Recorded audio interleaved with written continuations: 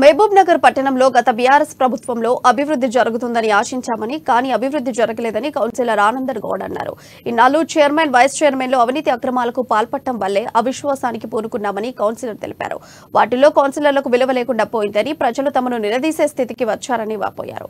మాజీ మంత్రి Srinivas Goud chairman vice చైర్మన్ల అవినీతికి అడ్డు అదుపు లేకుండా పోయిందంటున్న కాబోయే మున్సిపల్ చైర్మన్ ఆనంద్ గౌడ్తో మా పాలమూరు ప్రతినిధి ప్రదీప్ ఫేస్ టు ఫేస్.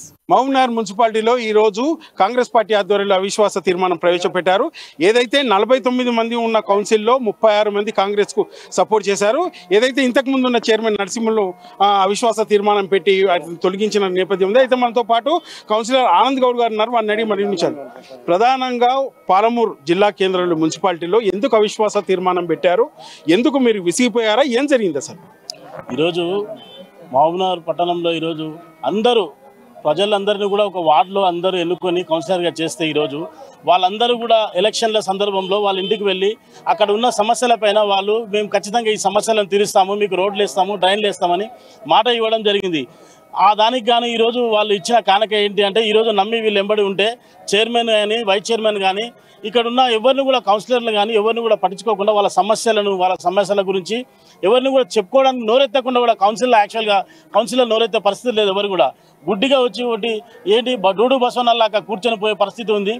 ఈరోజు 4 సంవత్సరాలైనా కూడా మళ్ళీ మేము ఈరోజు మా వార్డులలో ఎక్కడ కూడా అభివృద్ధి చేయలేక ఎక్కడ కూడా సమస్యలను కూడా పరిష్కరించుకోలేక ఎవరికి కూడా ప్రజలకు ముఖం చూపే పరిస్థితులు లేమనే ఉద్దేశంతోన నిజంగా కూడా ఈ రోజుకైనా మనం అందరం కూడా కలిసి ముక్కుమ్మడిగా అన్ని పార్టీలు అంటే బీజేపీ కానీ ఎంఐఎం కానీ కాంగ్రెస్ బీఆర్ఎస్ అందరూ కలిసి ఈరోజు కూడా అవిశ్వాసానికి కూడా అందరూ కూడా అవిశ్వాస తీర్మానం పెట్టడం జరిగింది.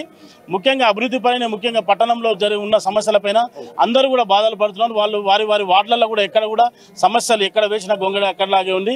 ఆ సమస్యలన్నీ పరిష్కరించుకోవాలంటే నిజంగా కొత్తగా చైర్మన్ ఎన్నుకోవాలి, వైస్ చైర్మన్ ఎన్నుకోవాలి. నిజంగా కౌన్సిల్లో కూడా సమస్యలు అన్ని విషయాలపైన కూడా చర్చించుకొని ఎక్కడైతే సమస్యలను పరిష్కరించుకోవడానికి మనకు అవకాశంగా ఉంటుందనే ఉద్దేశంతో చైర్మన్ వైస్ చైర్మన్ కూడా వాళ్ళను అవిశ్వాసం పెట్టడం జరిగింది. ఏదైతే 10 సంవత్సరాలుగా పాలమూరు జిల్లా కేంద్రం 10 సంవత్సరాల కింద ఎట్లా ఉండే ఇప్పుడు ఎట్లా ఉంది చూడండి అని బీఆర్ఎస్ వాళ్ళు ప్రతి చౌరస్తాను ప్రతి రోడ్డు అంటే ప్రతి కాలనీలో సీసీ రోడ్లు కూడా వేసిన నేపథ్యం ఉంది.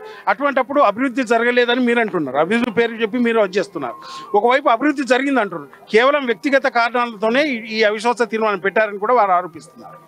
49 వార్డు సభ్యులు ఉండగా ఈరోజు 36 మంది సభ్యులు దాదాపుగా మా దగ్గరకు వచ్చి అందరూ కూడా ముఖ్యమడిగా అన్ని పార్టీలు ఒకటై ఈరోజు వాళ్ళు అభివృద్ధి చేసిందా చేయలేదా అనే దానికి వాళ్ళకి తెలియదు.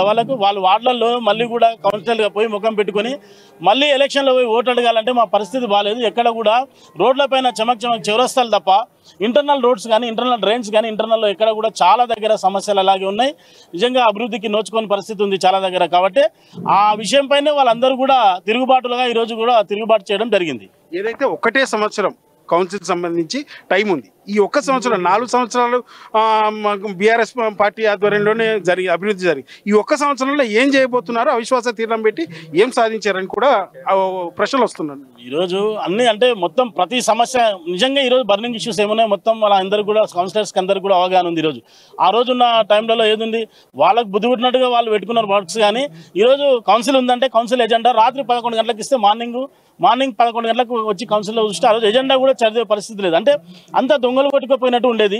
ఈరోజు కూడా అన్ని అంటే క్లారిటీగా నిజంగా ఏ సమస్య ఏ వార్డులో సమస్య ఉంది పూర్తిగా పట్టణంలో ఉన్న వార్డులో అన్ని దగ్గర కూడా కౌన్సిలర్స్ వాళ్ళందరూ కూడా తిరిగి చైర్మన్లు అయినాక కానీ ఎమ్మెల్యే గారిని కానీ నిజంగా మా ఎమ్మెల్యే గారి సహకారంతో మేము ఇక్కడ నుంచి అన్ని సమస్యలపైన పైకి మేము ప్రభుత్వానికి చెప్పి మేము నిధులు తేవడానికి కూడా అభివృద్ధి కొరకు మేము కృషి చేస్తామని కోరుకుంటున్నాం. ఏదైతే మహబూబ్ నగర్ పట్టణం ఏదైతే గతంలో అభివృద్ధి కాదు అరాచకం జరిగిందంటూ ఏదైతే అక్రమాలు వెలిపుచ్చినందుకే తమ ఈ అవిశ్వాస తీర్మానం పెట్టామంటూ రాబోయే 1 సంవత్సరంలో ఎమ్మెల్యే గారి ప్రభుత్వ సహకారంతో మహబూబ్ నగర్ని సుందరంగా తీర్చిదిద్దేందుకు ఈ అవిశ్వాస తీర్మానం కూడా పెట్టినట్టు కూడా చెప్తున్నారు. వీడియో జర్నలిస్ట్ రాజేష్తో ప్రదీప్, అమ్మ న్యూస్, మహబూబ్.